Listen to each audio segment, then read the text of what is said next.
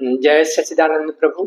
आज जो है हम लोग हनुमान चालीसा के सही अर्थ को जानेंगे, तो इसलिए वीडियो को अंत तक आप लोग सुनने की प्रयास कीजिए, क्योंकि हनुमान चालीसा के जो भक्त हैं वो बीच में छोड़ते भी नहीं है।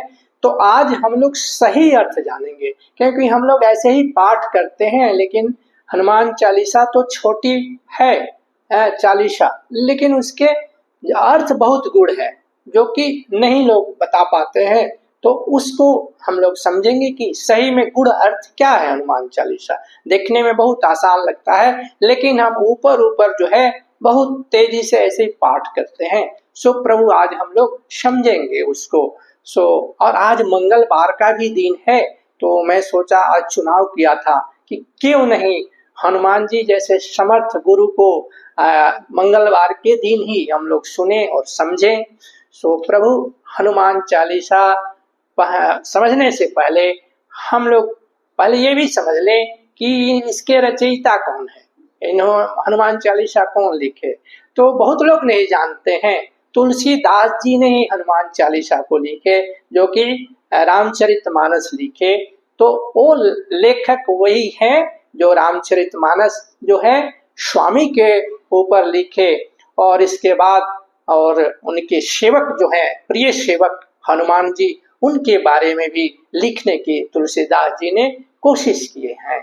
क्योंकि हनुमान के ऊपर लिखना मतलब मुश्किल है, क्योंकि उनकी प्रताप तो हर जगह है।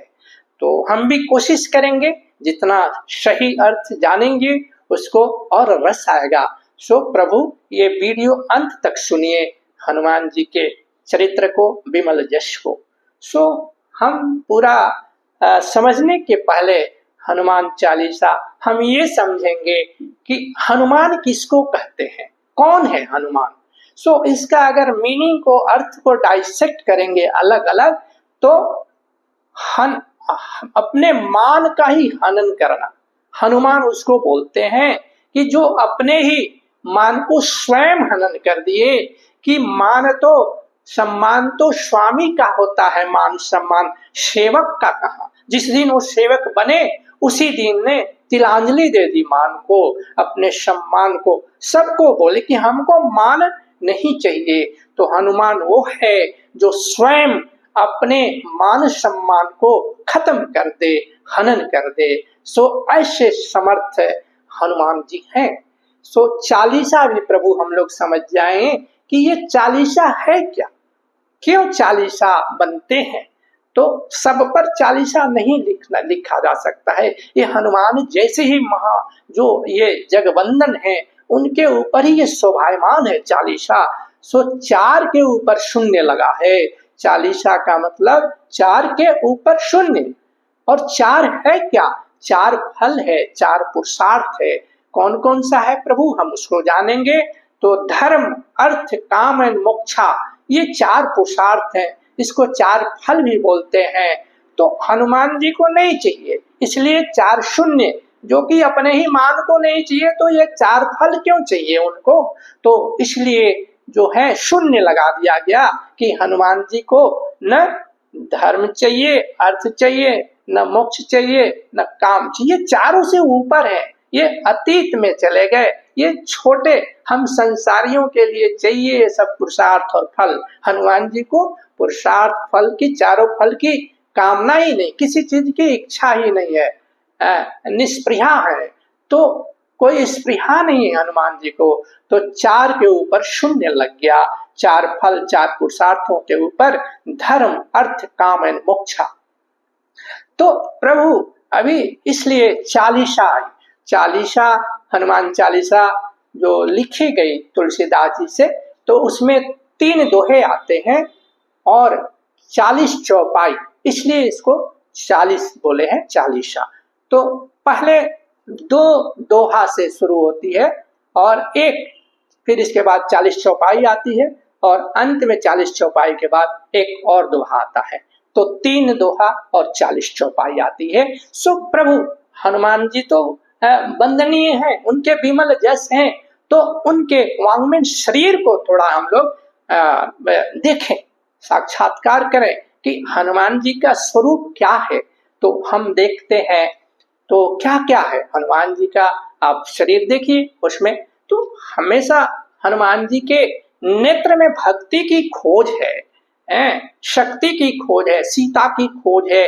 जहां वो गए तो रावण जैसे आदमी के देहाभिमान लंका में जाकर उन्होंने भक्ति को खोज कर लाई है सीता माँ का। तो नेत्र में हमेशा भक्ति की खोज है हनुमान जी के हैं। अब आगे देखेंगे उनके मुख में क्या है। मुख में जो परमात्मा जो राम जो हैं, जब लंका में जा रहे थे हनुमान जी तो उनको मुद्रिका दिए हैं, मुद्रिका मेल मुख माही जलधि लांघ गए अचरज नाही। तो वो मुद्रिका जो अंगूठी थी वो राम नाम उसमें अंकित था, जो भगवान राम ने वो केवल हनुमान को दिए। जब सब लोग खोज के लिए निकले लंका में सीता की, कहीं उस समय तो मालूम नहीं था कि लंका में है, मैंने खोज के लिए निकले सारे बंदर भालू जो भी है, तो अंत में जो है हनुमान को वो मुद्रिका दे रखी राम जी ने। तो उस मुद्रिका में राम नाम है, तो हमेशा हनुमान जी के मुख में जो है राम नाम है, वो अनवरत चलते रहता है राम नाम, नाम जप, और नाम से वो नामी तक हो गए हैं। तो और हम देखेंगे नेत्र में देखे भक्ति की खोज हमेशा रहती है, और मुख में राम मुद्रिका मेल मुख माही जलधि लांघ गए अचरज नाही।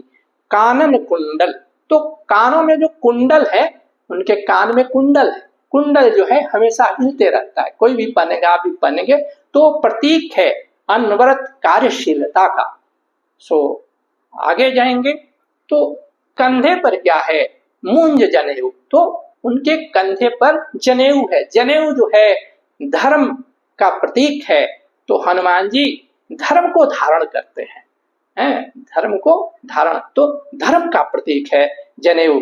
तो इसके बाद हमने 4 चीज देखा, नेत्र में क्या है, मुख में क्या है, कंधे पर क्या है, और कुंडल कान में क्या है। आगे देखेंगे कि हाथ में ध्वजा है, ध्वज है, पताका के ऊपर जो है ध्वज लगाया जाता है। सो ध्वज जो है वो सत्य का प्रतीक है ध्वज, और जिस पर लगाया जाता है पताका वो शील उसको बोलते हैं। शील, सत्य के साथ शील भी है हनुमान जी के पास, जिसको हम लंका कांड में जब आया है, रावण रथी विरथी रघुवीरा देखि विभीषण भयं अधीरा।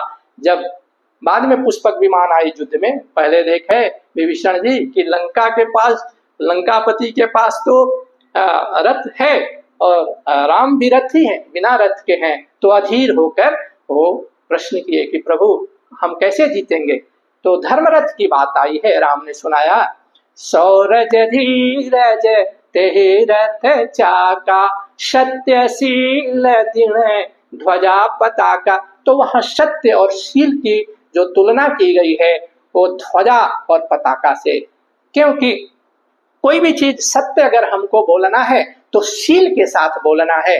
जैसे कोई अंधा है तो हम अंधे को अंधा नहीं बोलते हैं, सूरदास बोलते हैं। तो हनुमान जी के हाथ में जो ध्वज है वो शील के साथ सत्य का प्रतीक है, पताका के ऊपर वो ध्वज फहरा रहा है, तो सत्य की उद्घोष कर रहे हैं हनुमान जी। और उनका हम रंग देखेंगे तो एकदम सोने का रंग है हनुमान जी का, सुमेरु है। तो ये जो दिखाता है जिसका सोने का रंग है, सो लोग तो दूर दूर तक रहती है, उनको कहाँ लोग होगा हनुमान जी को। सो प्रभु उनके हम शरीर का अवलोकन किए कि कैसे सुशोभित है। अब हम लोग प्रकाश डालेंगे हनुमान चालीसा, जो पहले 2 दोहा से शुरू होती है और फिर 40 चौपाई और फिर अंतिम में दोहा। प्रभु मेरा अभी फिर निवेदन है कि आप इस वीडियो को अंत तक सुनेंगे, तभी धैर्य से, तभी इसको सही अर्थ को समझेंगे, क्योंकि हमने काफी कोशिश की है कि हनुमान चालीसा का जो सही अर्थ है वही हम श्रोतागण को लाएं और सुनवाएं। तो प्रभु हम दोहा देखते हैं, जो चालीसा शुरू होने से पहले 2 दोहा आया है हनुमान चालीसा में। श्री गुरु चरण सरोज रज निज मन मुकुर सुधार। और बरनौ रघुबर विमल जस, जो दायक फल चार।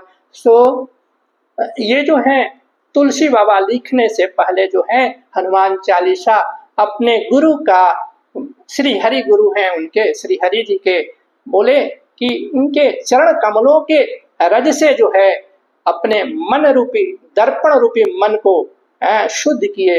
शुद्ध करने के बाद जो है बोलते हैं, बरनौ रघुबर विमल जस, जो दायक फलचार। बरनौ रघुबर विमल जसा। यहाँ रघुवर जो है बड़ी ध्यान देने की बात है कि रघुवर जो है यहाँ रामचरित की चर्चा नहीं है, यहाँ हनुमान चरित की जस गाया जा रहा है। तो रघुवर जो है आया है ये शब्द, बरनौ रघुबर विमल जसा, ये हनुमान जी के लिए है।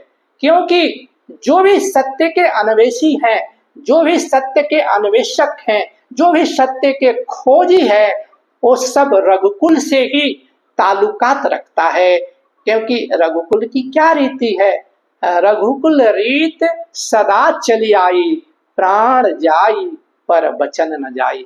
बचन, तो जो भी सत्य का जो अनुकरण करता है, सत्य को आचरण में लाता है, वो सब रघुवंशी है, सब रघुकुल का है, और राक्षस कुल का हो ही नहीं सकता है। जो सत्य का अन्वेषक है, जो सत्य का अनुयायी है, जो सत्य को आचरण में हमेशा रखता है। तो यहाँ जो रघुवर जो आई है, क्योंकि ये रघुवंशियों में भी श्रेष्ठ है हनुमान जी, ये सत्य ही दिखता है, सत्य दिन रात अनवरत सत्य में ही वो रहते हैं। तो यहाँ जो है तुलसी बाबा ने जो वर्णन किया है वो जो आती है, बरनौ रघुबर विमल जस, जो दायक फलचार। जो कि हनुमान जी जो विमल जस है वो 4 फल देने वाला है। क्यों देने वाला है? क्योंकि हनुमान जी को 4 फल नहीं चाहिए हैं, तो दूसरे को देते हैं, अपने नहीं चाहिए। तो हमें चाहिए तो हम तो पूरा हो, पैसा चाहिए तो हम दूसरे को नहीं देते, उन्हें नहीं चाहिए, इसीलिए 4 फल जो है धर्म अर्थ काम मोक्षा वो दूसरे को देते हैं। तो यहाँ कोई ताल्लुक नहीं होती है राम की जस का। यहाँ रघुवर जो शब्द आया है वो हनुमान जी के लिए आया है, क्योंकि जो भी सत्य का अनुयायी है वो सब रघुवंशी है, सभी रघुकुल का है।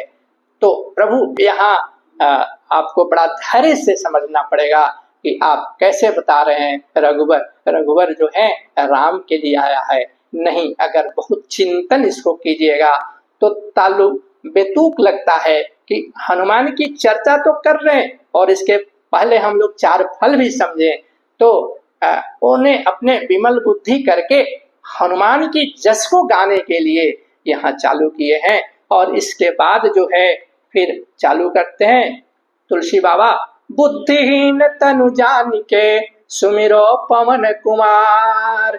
बोल रहे हैं कि मैं बुद्धि से भी निर्बल हूँ और शारीरिक निर्बलता भी है, तो मैं हनुमान जी का जो है सुमिरन करता हूँ। क्योंकि ये सब हैं बल बुद्धि विद्या देहु मोहि हरहु कलेश विकार। क्योंकि हनुमान जी के पास ये सब चीज है, बल भी है, बुद्धि भी है, विद्या भी है, चतुर भी है। तो वो विनती करते हैं कि प्रभु मेरे पास ये नहीं है, हम निर्बल हैं बुद्धि में, शरीर में, तो मुझे दीजिए। हनुमान जी बताते हैं, बुद्धिहीन तनु जानिके सुमिरो पवन कुमार, बल बुद्धि विद्या देहु मोहि हरहु कलेश विकार। सो प्रभु हम चालीसा के पहले, 40 चौपाइयों के पहले हम लोग 2 दोहा को समझे, और उसमें आपको बड़ा सोचने पर मजबूर होना पड़ेगा कि रघुवर जो है भगवान राम के लिए नहीं आया है, ये हनुमान के लिए आया है। क्योंकि सत्य के जो भी अनुयायी है वो सब रघुवंशी है, हैं? तो रघुकुल की रीति है, रघुकुल रीति सदा चल आई, प्राण जाई पर वचन न जाई। सत्य ही बोलना है, सत्य ही आचरण में लाना है। तो अभी हम लोग हनुमान जी के 40 चौपाई जो है प्रभु उसको समझने की कोशिश करेंगे, जिस पर ने तुलसी बाबा ने उन पर रचना की है 40 चौपाइयों का, तो उसको हम समझेंगे। सो पहली चौपाई है, जय हनुमान ज्ञान गुण सागर, जय कपीस तिहु लोक उजागर। जय हनुमान ज्ञान गुण सागर, जय कपीस तिहु लोक उजागर। बोल रहे हैं कि ये ज्ञान और गुण के सागर हैं हनुमान जी, और उनका कपीस उनका जो है तीनों लोकों में वंदनीय है, तीनों लोक उजागर, प्रकाशित है उनका विमल जस। तो ज्ञान और गुण दोनों के धाम है, ज्ञान भी है और गुणी भी है। तो दूसरा हम समझेंगे चौपाई, राम दूत अतुलित बल धामा, अंजनी पुत्र पवन सुत नामा। रामदूत आया है।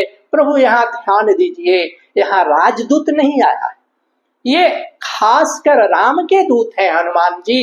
अंगद जी बन गए थे, राजदूत बन के गए थे रावण के दरबार में, रावण को समझाने कि रावण अभी भी तुम्हारा कल्याण हो सकता है, अगर सीता माता को प्रभु को लौटा दो। तो वो राजदूत बन के गए थे, लेकिन हनुमान जी के पास जब भी आती है तो रामदूत है, राम के दूत है, वो राजदूत नहीं है। तो प्रभु हर एक एक शब्दों को आप लोग ध्यान से सुनिए, तभी सही अर्थ जो है हनुमान चालीसा का सुनने में आप समर्थ होंगे। इसलिए बोल रहा हूं बार बार, अंत तक सुनिएगा और धैर्य से सुनिएगा। हो सकता है कि आपको कुछ चीजें आपको अभी नहीं समझ में आए, गहराई से आप अपोज करते होंगे आपका मन कि हम क्या सुना रहे हैं, लेकिन सुनिए और उसका चिंतन कीजिए कि मैं क्या बोलने की कोशिश कर रहा हूं। प्रभु हनुमान जी की ही देन है, हमारी क्या शक्ति होगी, और तुलसी बाबा की। तो रामदूत है, राजदूत नहीं है। और अंजनी पुत्र, और माँ अंजनी के पुत्र हैं, और पवन सुत नाम है, और इनका पवन पुत्र है, तो इनका नाम जो है पवन सुत आया है। तो हम लोग दो चौपाई समझे, अभी तीसरी चौपाई हम समझेंगे। महावीर विक्रम बजरंगी, कुमति निवार सुमति के संगी, अंजनी पुत्र पवन सुत नामा। ये तो दूसरी हो गई, तीसरी कुमति निवार सुमति के संगी। सो महावीर जो है, बजरंगी है, बड़े पराक्रमी है, और जो है महावीर विक्रम बजरंगी, कुमति निवार सुमति के संगी। जो हमारे कुमति है उसको तो निकाल फेंकते हैं, और हमेशा सुमति के संगी हैं। जहां सुमति तहां संपत्ति नाना। तो सुमति के साथ जो है हनुमान जी रहने वाले हैं, और अपने भक्तों को भी वो कुमति को निकाल देते हैं और सुमति को देते हैं। तो हमने तीसरी चौपाई सुना, महावीर विक्रम बजरंगी, कुमति निवार सुमति के संगी। चौथा हम प्रकाश डालेंगे, कंचन बरन विराज सुवेशा, कानन कुंडल कुंचित केसा। कंचन वरण विराज सुवेशा, कानन कुंडल कुंचित केसा। उनका जो शरीर है, वो बदन है, वो सोने का रंग का है, और सुवस्त्र अच्छे वस्त्र में वो जो है वो विराज है, सुवेशा अच्छे वस्त्रों में शोभायमान है। कानन कुंडल कुंचित केसा, और उनके कान में कुंडल जो है हिल रहा है, जो कि अनवरत जो है कार्यशीलता को दिखाता है। और कुंचित केसा, और उनके जो कुंचित है, घुघराले बाल है, कुंचित केसा। अब आगे पढ़ेंगे प्रभु, हाथ वज्र और ध्वजा विराजे, कांधे मुंज जनेऊ साजे। हम लोग ने इसका पहले भी हमने चर्चा किए कि क्या है कानन कुंडल कुंचित केसा। तो ये हो गई हाथ वज्र ध्वजा विराजे, कांधे मुंज जनेऊ साजे। हाथ में ध्वज है और शोभायमान है, और कंधे पर मुंज का जनेऊ है। तो हमने समझा कि ये जनेऊ जो है वो धर्म का धारण करना है, धर्म का प्रतीक है।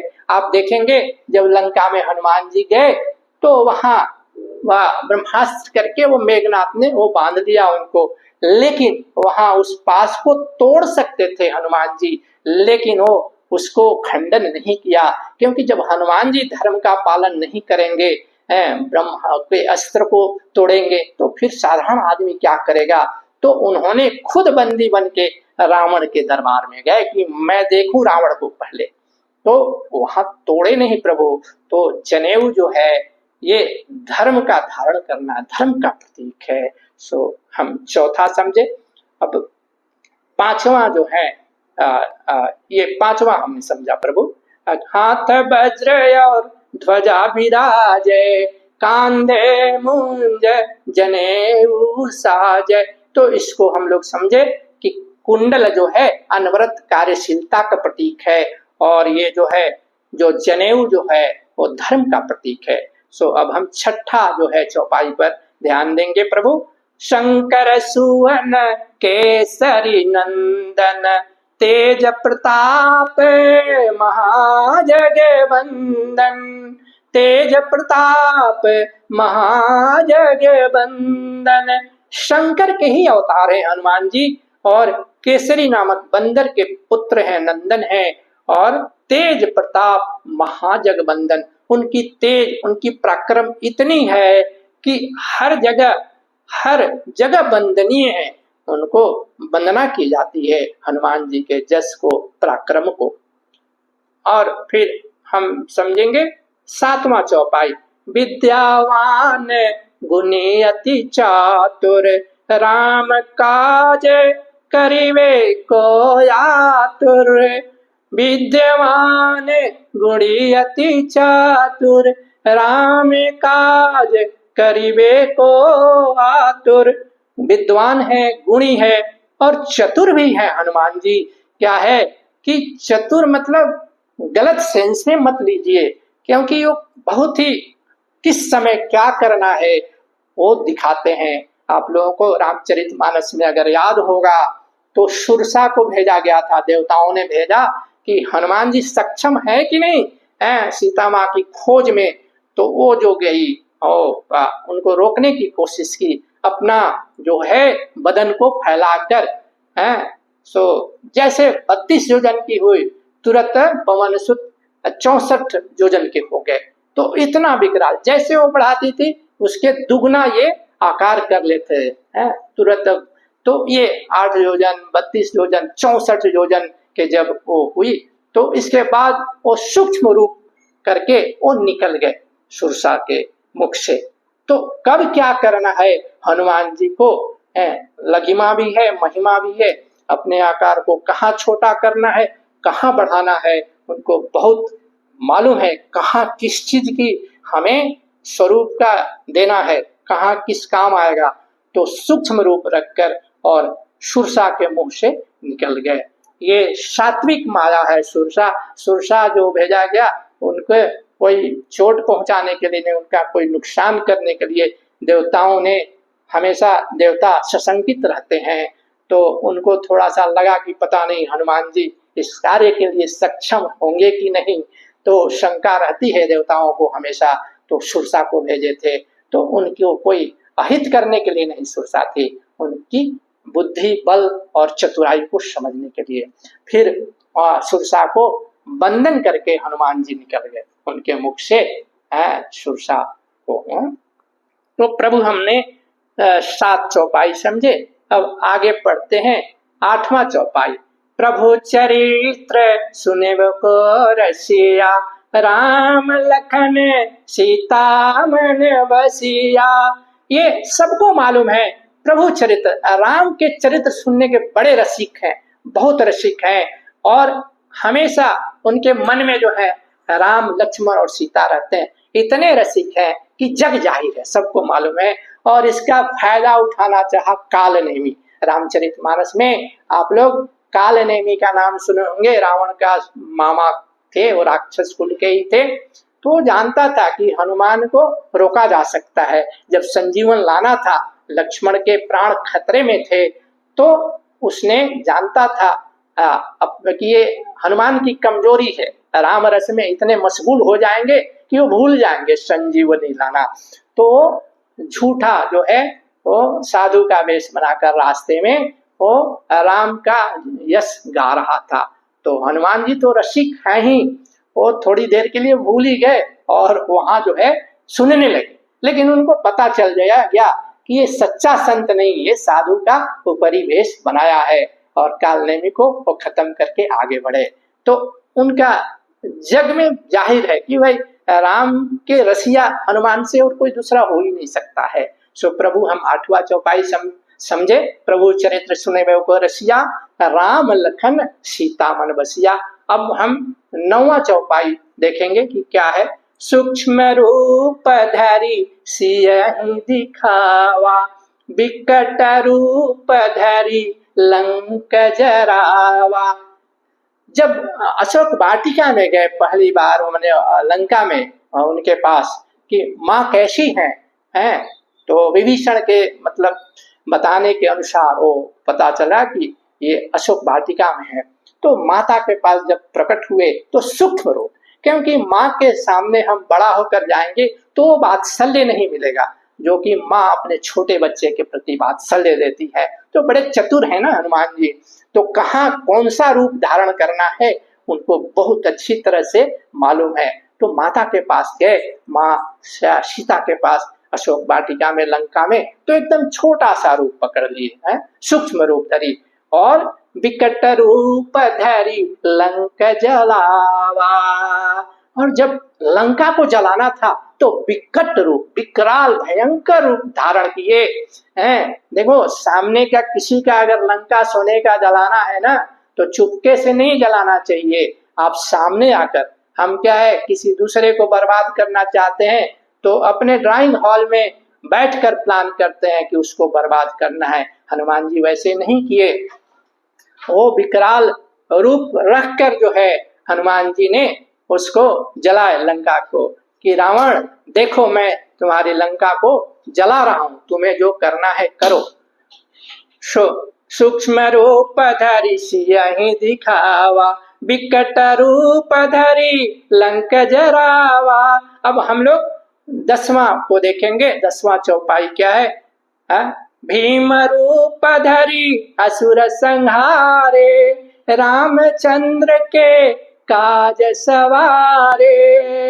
भीम रूप, भीम काय, असुरों का संहार करने के लिए भीम काय रूप धारण कर लिए, और जो रामचंद्र के हर कार्य को सुशोभित किए, सवारे, उसको पूरा किए। अब प्रभु आगे हम चौपाई लेंगे। लाए सजीवन लखन जी आए, श्री रघुवीर हर से उर लाए। संजीवन जो है, बूटी जो है नहीं पहचान सके, तो हनुमान जी ने पूरे पर्वत को ही लाकर रख दिया, और प्रभु बहुत खुश हुए और उनको जो है अपने हृदय से लगा लिए। श्री रघुवीर हर से उर लाए, संजीवन लाने गए थे हनुमान जी, और लेके पूरा पर्वत आ गए कि भाई जो वैध है वो ले लेगा अपना। अरे प्रभु हम 12वां चौपाई देखेंगे। रघुपति कीन्ही बहुत बड़ाई, तुम मम प्रिय भरत सम भाई। रघुपति कीन्ही बहुत बड़ाई, तुम मम प्रिय भरत सम भाई। बोलते हैं प्रभु बहुत बड़ाई करते हैं, बहुत बड़ाई करते हैं हनुमान की, थक जाते हैं बड़ाई करते करते, और बोलते हैं तुम मम प्रिय भरत सम भाई, तुम मेरे भरत जैसे भाई हो। अभी देखिए भरत जी भी का थोड़ा समझ लीजिए, उनको भी 4 फल से नहीं चाहिए था, ये 4 पुरुषार्थ। जब प्रयागराज में पहुंचे थे, जब वनवास हो गई राम को, तो राम को लौटाने का प्रयास किए गए भरत जी अपने अयोध्या वासियों को लिए, ये जंगल में गए कि हम प्रभु राम को मनाकर फिर अयोध्या वापस लाया जाए। तो वो प्रयागराज में स्नान किए तो क्या वरदान मांगते हैं? धर्म न अर्थ न काम रुचि, नहीं चाहिए निर्वाण, जन्म जन्म रति राम पद यह वरदान ज्ञान।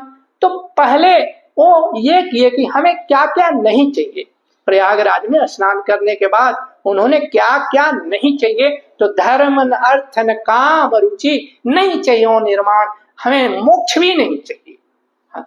भरत जी भी उसी शरीर के भक्त हैं हनुमान जैसे, तो इसलिए भरत का नाम लेते हैं। और तो चाहिए क्या, जन्म जन्म रति राम पद, यही वरदान चाहिए और कुछ ना नहीं। और प्रभु के पद में प्रीति होनी चाहिए चरणों में, और हमें बार बार जन्म मिले, तो ये वरदान मांगे और दूसरा कोई वरदान नहीं चाहिए। तो ये मिलता है हनुमान के स्वभाव से, उनके चरित्र से भरत जी का है। उनको भी चारों पुरुषार्थ एकदम छोड़ दिए कि हमें नहीं चाहिए चार पुरुषार्थ। सब मुनि देवता सब मोक्ष की बात करते हैं कि मोक्ष मिल जाए, लेकिन उसको भी ठुकराए हैं भरत जी हैं। तो वो बोलते हैं कि मोक्ष नहीं चाहिए, हमको बार बार जन्म चाहिए और हर जन्म में परमात्मा के चरणों में प्रीति होना चाहिए। सो इसलिए भरत जी का नाम आया।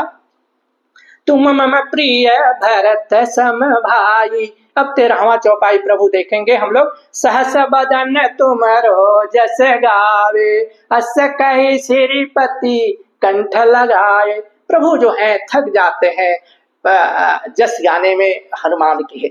खुद स्वयं स्वामी जो है अपने सेवक के इतने रसिक हैं, वो भी रसिक हैं हनुमान के जैसे।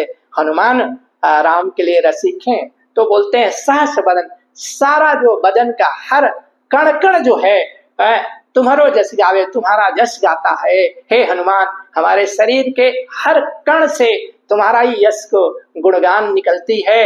अस कहे श्रीपति कंठ लगा। इस तरह करके राम भगवान राम जो है हनुमान जी को गले लगा लेते हैं। आगे प्रभु देखेंगे 14वां। सनकादिक ब्रह्मादि मुनीसा, सनकादिक ब्रह्मादि मुनीसा, नारद सारद सहित अहिसा। बोल रहे हैं कि ये सब जो हैं जम कुबेर दिगपाल जहाते, कभी कोविद कह सके कहाते। तो जस के बारे में बता रहे हैं कि अवर्णनीय जस है हनुमान जी का। बता रहे हैं सनकादिक, चार सनक सनातन जो है चार ऋषि, ब्रह्मा आदि भी, और मुनीषा मुनि जो है, और जम कुबेर दिक्पाल जहाँ के जो मृत्यु के देवता हैं, यम कुबेर जो धन के देवता हैं, दिग्पाल जो दिशाओं की रक्षक हैं, रक्षा करते हैं, और ये सारे जो हैं नारद जो हैं, शारद सरस्वती और अहिसा शेष नाग जी, ये सब जो हैं वर्णन नहीं कर सकते हनुमान जी का।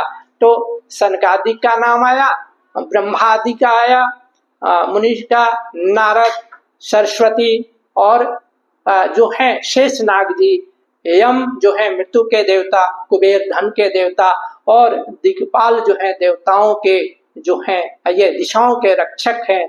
और जो है कोई भी कवि और जो विद्वान ज्ञानी वो कह नहीं सकता है जस को हनुमान जी का। इस तरह भगवान राम का ये कथन है कि इतने अवर्णनीय है हनुमान जी का जस कि वो कोई नहीं पूरा का पूरा बोल सकता है। कही सके कहाँ तक वर्णन करेगा हनुमान जी जैसे समर्थ गुरु को। तुम उपकार सुग्रीव ही कीन्हा, राम मिलाए राजपद दीन्हा। तुम उपकार सुग्रीव ही कीन्हा, राम मिलाए राजपद दीन्हा। अभी देखिए इतना उपकार किए सुग्रीव को, इसलिए मैं बार बार बोल रहा हूँ कि हनुमान जी जैसा समर्थ गुरु मिलना मुश्किल है। अगर आप लोग किसी से अभी गुरु दीक्षा नहीं लिए हैं, अच्छे नहीं मिल रहे हैं गुरु, तो आप हनुमान जी के भक्त बन जाइए, उनके सामने उनसे दीक्षित हो जाइए हनुमान जी से। तो हनुमान जी जो है, कोई गुरु क्या करता है, नर को नारायण से मिलाता है, कोशिश करके भाई ये साधन करो वो साधन करो। और जो हनुमान जी जो हैं, जब क्या है कि खुद जो भगवान को कन्ने पर बैठाकर सुग्रीव के पास लेके आए। पहली बार ऐसा कोई गुरु है समर्थ जो कि नारायण को ही जो भक्त के पास लेके आ गए, साधक। क्योंकि जो है सुग्रीव जो है हमेशा सशंकित रहते थे बाली के भय से, इसलिए हनुमान जी को भेजे जंगल में कि भाई देखो ये तपस्वी है कौन दोनों। तो पहचान गए, राम भी पहचान गए, हनुमान जी भी धीरे धीरे पहचान गए। ब्राह्मण का रूप पकड़ के गए थे हनुमान जी कि देखे भाई, क्योंकि सुग्रीव को शंका तो रहता था, हनुमान जी को तो कोई शंका रहती नहीं थी, भय तो है नहीं। तो उन्होंने राम और लक्ष्मण दोनों को कंधे पर बैठा के और सुग्रीव से मित्रता कराई। तो ऐसे समर्थ गुरु हैं कि ब्रह्म को ही जीव के पास लेके आ गए। बाकी जो गुरु कोशिश करते हैं कि जीव को कैसे ब्रह्म से मिलाया जाए, इसलिए मैं बार बार बोल रहा हूं कि अद्भुत गुरु हैं हनुमान जी। हम निश्चिंत होकर गुरु मानकर हनुमान जी की यश का गायन करें, ध्यान करें, प्रभु ध्यान, केवल पढ़ने से नहीं। हम तो मेल एक्सप्रेस जैसा हनुमान चालीसा को पढ़ते हैं, उससे कुछ मतलब नहीं होगा। आप उसके मीनिंग को समझिए, अर्थ को समझिए, इसके बाद रस आएगा हनुमान चालीसा में है। तो तुम उपकार सुग्रीव वही कीन्हा, राम मिलाए राजपद दीन्हा। राम को जीव से मिला दिए हनुमान जी, ऐसे समर्थ हैं। तुमरो मंत्र विभीषण माना, लंकेश्वर भय जग जाना। और विभीषण को भी ऐसा मंत्र दिए कि वो असत्य को छोड़कर सत्य की खेमे में आ गए और बाद में वो लंकेश्वर हुए रावण के मरने के बाद। तो ऐसे समर्थ जो हनुमान जी हैं।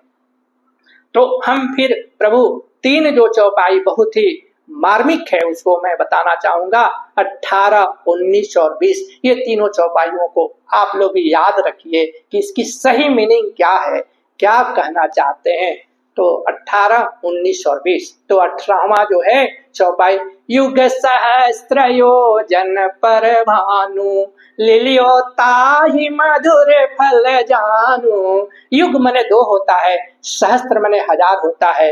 तो 2000 योजन पर भानु सूर्य हैं, लेकिन मधुर फल जानकर जो है हनुमान जी उनको बचा गए, निकल गए हैं, ओ निकल गए। तो सूर्य जो है, ये प्रकाश जो है, ये ज्ञान का स्वरूप होता है। उसको हमारे अध्यात्म में, हमारे वेदों में, ग्रंथों में जहां भी प्रकाश एक ज्ञान का प्रतीक होता है। तो इतने जो है ज्ञान के भूखे हैं हनुमान जी। मधुर फल, ज्ञान हमेशा मधुर होता है, मधुर फल समझकर उनको निगल गए। तो किसी को ज्ञान पाना है, दूरी कितना भी है वो मायने नहीं रखती है। 2000 योजन है, जो भी योजन है, तो हनुमान जी ज्ञान के इतने भूखे हैं कि दूरी तो सामने आई नहीं और मधुर फल, ज्ञान रूपी मधुर फल को निगल गए। कोई दूसरा नहीं पचा सकता है उस ज्ञान को। सूर्य भी अनवरत कार्यशील रहते हैं। तो इसको हम बोलते हैं कि ये ज्ञान योग है। आती है ना गीता में, ज्ञान योग, भक्ति योग और कर्म योग। तो ये तीनों चौपाइयां जो हमारे 18, 19, 20 जो है, ये तीनों जो है ज्ञान योग, भक्ति योग और कर्म योग है, निष्काम कर्म योग। तो हमने 18वां समझा, युग सहस्त्र योजन पर भानु, लिलियो ताहि मधुर फल जानू।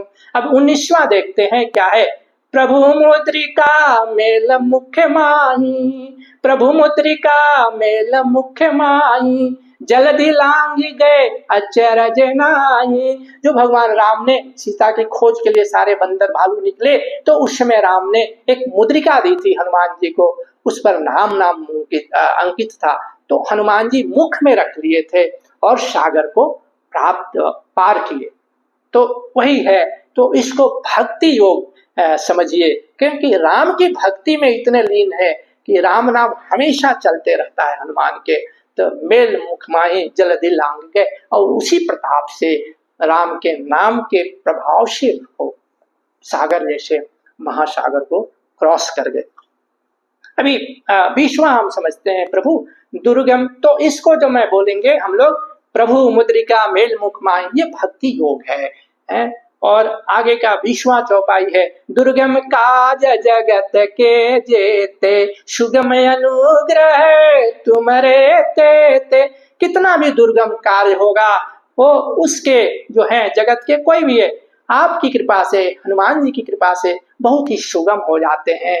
ये कर्म योग है। कितना भी कठिन कार्य हो, उनकी अगर कृपा है हनुमान जी की, अनुग्रह है तो हो जाती है। तो हम लोग 18, 19, 20 जो है वो हमने समझा ज्ञान योग की चर्चा आ गई, भक्ति योग की और कर्म योग की, निष्काम कर्म योग की आ गई। अब आगे बढ़ते हैं प्रभु, थोड़ा समय लग रहा है, वीडियो लंबा हो रहा है, लेकिन अर्थ ही ऐसा महत्वपूर्ण है कि शायद पहली बार आप लोगों को सुनने को मिला होगा इस तरह की अर्थ, और आप लोग इसका चिंतन कीजिए और बार बार सुनिए, तब आप इसको डाइजेस्ट करेंगे। हनुमान चरित्र ये बहुत ही छोटा चौपाई है लेकिन बड़े गूढ़ अर्थ हैं। तो राम दुआरे तुम रखवारे, होत न क्या बिन पैसारे। हनुमान जी राम के बड़े प्रिय है, प्रियतम हैं, और दरबार राम दरबार के रखवारे हैं, तो उनके आज्ञा के बिना कोई उसमें एंट्री नहीं कर सकता है, कोई प्रवेश नहीं कर सकता है। आगे जान दे, सब सुख है तुम्हारी शरणा, तुम रक्षक काहू को डरना। हनुमान जी के जो शरण में आ गए, फिर उसको किससे डरना क्या है? उतने जैसे समर्थ रक्षक के शरण में आना ही सबसे बड़ी पहली कदम है, उसको शरण में आना चाहिए, तो फिर किससे डरना है? आपन तेज समारो आप, तीनों लोके आके ते कापे। भाई इतनी वेगवान है हनुमान जी को, उनके वेग को कौन रोक सकता है? तो तुलसी बाबा बोलते हैं आपन तेज समारो आपे, प्रभु अपना ये तीव्र वेग जो है आप ही संभाल सकते हैं, कौन रोक सकता है? और उनके हुंकार से तीनों लोक कांपने लगता है। तीनों लोक जो है, पाताल लोक, भूलोक और स्वर्ग लोक, इतनी गर्जना उनकी है कि सब लोग कांप सकता है, कांपने लगते हैं।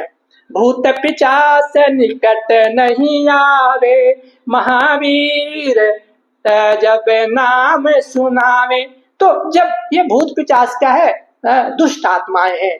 तो जब ये इतने प्रभावशाली जब नाम आएगा, महावीर जैसा ये इतने उच्चतम कोटि के आत्मा, तो फिर ये दुष्ट आत्माएं नहीं आती हैं। भूत पिशाच छोटी छोटी ये जो है ना आत्माएं आ ही नहीं सकती हैं। तो हनुमान जी के शरण में आने का ये सब फायदा है। नासे रोग हरे सब पीरा, जपत निरंतर हनुमत वीरा। सारे रोग भी चले जाते हैं, हमारी रोग भी जो आती है नकारात्मक सोच से, तो हनुमान के अगर भक्त हैं तो कुमति निवार सुमति के संगी, जो बेकार के विचार है वो तो निकाल ही देते हैं, तो रोग आपको नहीं आएगी। नासे रोग है सब पीरा, जो आपके कष्ट हैं, रोग हैं, वो आपके नकारात्मक सोच से, तो कुमति निवार सुमति के संगी, तो आपके रोग भी निकल जाते हैं। संकट ते हनुमान छुड़ावे, तो इसलिए संकट मोचन बोला जाता है हनुमान जी को। आगे प्रभु हम कोशिश करते हैं थोड़ा जल्दी, क्योंकि आप लोगों को भी ज्यादा लंबा होगा। तो सब पर राम तपस्वी राजा, जिनके काज सकल तुम्हें साजा। सबसे सर्वश्रेष्ठ जो तपस्वी राजा राम है, उनके सारे कार्य जो है वो सुगम कर दिए, उनको कर दिए हनुमान जी ने। और मनोरथ जो कोई लावे, सोई अमित जीवन फल पावे। सोई जो मनोरथ, जो आपका सही मनोरथ है, शुद्ध मनोरथ है, शुद्धि होना जरूरी है। सब मनोरथ नहीं रखना चाहिए, जो शुद्ध मनोरथ है, जो त्रिलोक को सबको भला करे, वही मनोरथ रखना चाहिए। तो जो भी मनोरथ है सब पूरा हो जाता है। अमित फल, अब तो कोई उसकी सीमा नहीं है, छोटा फल नहीं, बहुत असीम फल मिलेगा, लेकिन आपका लोक कल्याण के लिए मनोरथ होना चाहिए प्रभु। सोई अमित जीवन फल पावे, चारों जुगे प्रताप तुम्हारा, है प्रसिद्ध जगत उजियारा। चारों युग में त्रेता, द्वापर, कलयुग, सतयुग, सारे युग में जो है जगत में प्रसिद्ध है हनुमान जी का प्रताप, है प्रसिद्ध जगत उजियारा। ये हनुमान जी जो है और शिव जी, ये दोनों देसी देवता हैं। बाकी क्योंकि भजन यही होता है मृतलोक में, तो हनुमान जी हमेशा जहाँ भजन होता है वहां चले जाएंगे। जो भी भक्त जो है भजन कर रहा है राम की, तो ऊपर के स्वर्ग लोक में नहीं मिलेगा, देवताओं को कहाँ फुर्सत है, है, भोग में लिप्त हैं। तो हनुमान जी यहीं रहे, कैलाश पे शिव भी है, इन दोनों दिन रात जो है राम की भजन करते हैं, शिव भी हनुमान भी। इसलिए देखिएगा हर राज्य में हनुमान और शिव की पूजा होती है, कोई भी है, मतलब ऊपर कोई भी, हमारे यहाँ इतने राज्य हैं, सब जगह शिव और हनुमान की कहीं न कहीं मंदिर मिल जाएगी, मूर्ति मिल जाएगी। हर लोग, नर नारी सब लोग पूजा करता है हनुमान और शिव की, क्योंकि उनका चिंतन दिन रात राम की चल रही है, नाम जप की चल रही है, ध्यान में इतना बड़ा ध्यान दोनों लोग, जितना शिव, भगवान शिव और हनुमान, इतना कोई ध्यानस्थ रहा नहीं। साधु संत के तुम रखवारे, असुर निकंदन राम दुलारे। साधु संत के रखवारे हैं और असुरों को निकंदन है, उनके सबको खत्म करते हैं, नाश करते हैं। अष्ट सिद्धि साधु संत के तुम रखवारे, असुर निकंदन राम दुलारे। अष्ट निधि नौ निधि के दाता, असवर दीन जानकी माता। हनुमान जी जो हैं उनको माँ सीता ने खुद ये वरदान दी थी, अष्ट सिद्धि और नौ निधियों का। और वरदान लेने के बाद हनुमान जी में भी वो शक्ति है कि वो दूसरे को दे सकते हैं, इसलिए यहाँ दाता शब्द आया।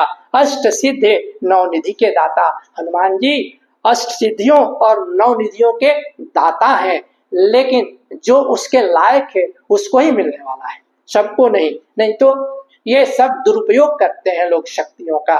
तो वैसे लोगों के हाथ में ये अष्ट सिद्धि और नौ निधि नहीं जाना चाहिए। असबर दीन जानकी माता। अब आगे पढ़ेंगे 32वां चौपाई। राम रसायन तुम्हारो पासा, सदा रहो रघुपति के दासा। तो इनके जो है रघुपति के इतने रस जो हैं, क्योंकि वो हमेशा राम के भजन करते हैं। सदा रहो रघुपति के दासा तुम्हारे, तो ये जो है राम रसायन तुम्हारे पासा, सदा रहो रघुपति के दासा, ये हमेशा रघुपति के दास रहे। इसके बदले में क्या, उनके पास राम रस जो है भरपूर है, हमेशा रसिक बने रहते हैं, राम रस में लिप्त रहते हैं। तुम्हारो भजन राम को भावे, जन्म जन्म को दुख बिसरावे। और इनकी भजन, हनुमान जी की भजन राम को बहुत पसंद है, जन्म जन्म के दुख बिसरावे, राम को पावे। तुम्हारे भजन राम को पावे, आपकी हनुमान जी के भजन करने से राम की प्राप्ति हो जाती है। तुम्हारे भजन राम को पावे, हम राम को प्राप्त कर लेते हैं, और जब राम को प्राप्त कर लिए तो फिर जन्म मरण के चक्कर से निकल जाते हैं। प्रभु जब आना भी होगा तो हम स्वबस आएंगे, परबस होकर नहीं आएंगे, और राम के भक्त ही कहलाएंगे। राम का भक्त जो है, हम तो परबस आ रहे हैं, बार बार सीखने के लिए इस धरा पर आ रहे हैं, लेकिन एक बार जन्म मरण के चक्कर से निकल गए, राम को प्राप्त कर लिए, तो आप अपनी इच्छा से के लिए लोक कल्याण के लिए इस धरा पर आते हैं राम भक्त बनकर।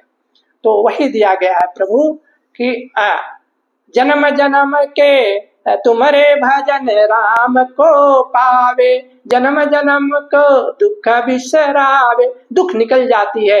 अंत काल रघुबर पुर जाई, जेहि जन्म हरि भक्त कहाई। वही बोले कि अंतिम समय में वो रघुकुल के धाम, परम धाम को हम जाते हैं, और वहां से अपनी इच्छा के अनुसार आना है हरि भक्त बनकर, तभी हम आते हैं। आगे देखता, हनुमत जन्म और देवता चित्त न धरई, हनुमत से सर्व सुख करई। और जब हनुमान की हम सर्व चित्त करते हैं तो दूसरे लोग देवता आने की जरूरत भी नहीं है। दूसरे देवता जब हनुमान जी को हम पकड़ लिए तो ठीक है। संकट कटय मिटय सब पीरा, जो सुमरै हनुमत बलबीरा। संकट मोचन इसलिए हनुमान जी को कहा जाता है। जय जय हनुमान, जय जय जय हनुमान गोसाई, कृपा करहु गुरुदेव की नाई। ये तो परम समर्थ गुरु हैं, तो कृपा तो हमेशा बरसाते हैं हनुमान जी। जो सतवार पाठ करे, कोई छूट ही बंदी महासुख होई। प्रभु इस 38 चौपाई में बहुत गुड़ चीज है, इसको समझिए। जो सतबार पाठ कर जोई, भाई ये 7 और 1000 नहीं है कि पाठ आप कर लीजिएगा तो आपको महासुख होगा। सतबार मतलब जो सत्य का अन्वेषक है, सत्य का आचरण अगर आपका है तो छूट ही बंदी महासुख हुई। क्योंकि हम सत्य में नहीं असत्य में जी रहे हैं अपने को शरीर मानकर, तो छूट ही बंदी महासुख हुई। हम अपने ही शरीर रूपी घर में बंदी बने हुए हैं, क्योंकि हम अपने को शरीर मान रखे हैं। हम अपने स्वरूप का जब ज्ञान हो जाएगा कि हम शरीर नहीं है आत्मा है, तभी महासुख होगा। नहीं तो आपको सुख भी नहीं मिलेगा, महासुख की बात छोड़िए। क्योंकि भक्ति का परिभाषा ही है स्वस्वरूपानुसंधानम भक्ति इति अभिधीयते। वही भक्त है जो अपने सही स्वरूप को जान गया है। तो प्रभु आप लोग ये भ्रम में न रहें कि 7 बार या 100 बार पाठ कर लेंगे तो हमको बहुत आनंद मिलेगा। ठीक है, आनंद तो मिलेगा, लेकिन आपको अपने स्वरूप को जानना पड़ेगा कि हम शरीर नहीं है प्रभु, हम आत्मा हैं। तो ये जो है, तब आप अपने शरीर में बंदी बनकर नहीं जिएगा, राजा बनकर जिएगा। हर जगह सर्वत्र जीवन मुक्त होकर, बंदी होकर नहीं। आज तक तो हम बंदी होकर जी रहे हैं। जब ये आप समझ जाओगे अपने स्वरूप का कि आप शरीर नहीं हो आत्मा हो, तो आप जीवन मुक्त हो गए, बंदी नहीं, जीवन मुक्त, तभी महासुख होगा। है तो ये गुढ़ मीनिंग है प्रभु। फिर आगे है, जो या पढ़े हनुमान चालीसा होए सिद्ध साखी गौरीसा। इसके खुद भगवान शंकर ही साक्षी हैं, दूसरी की बात ही नहीं करना है।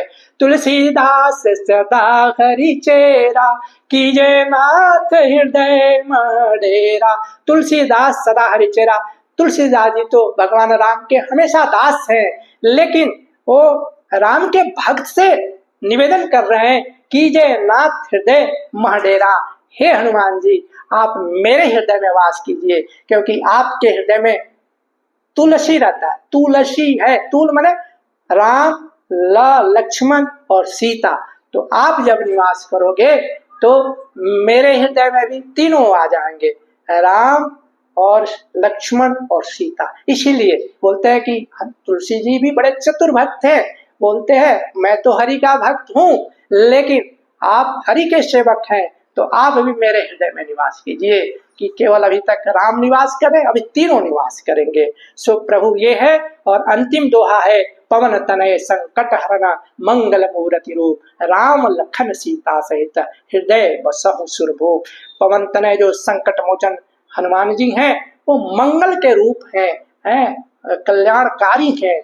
और राम लखन सीता से हृदय बसहु सुरभूप। सुरभूप माने जो हैं ये सुर के सभी देवताओं के राजा है। देखिएगा तो सब देवता इनके सामने कुछ नहीं है, तो सुरभूप है।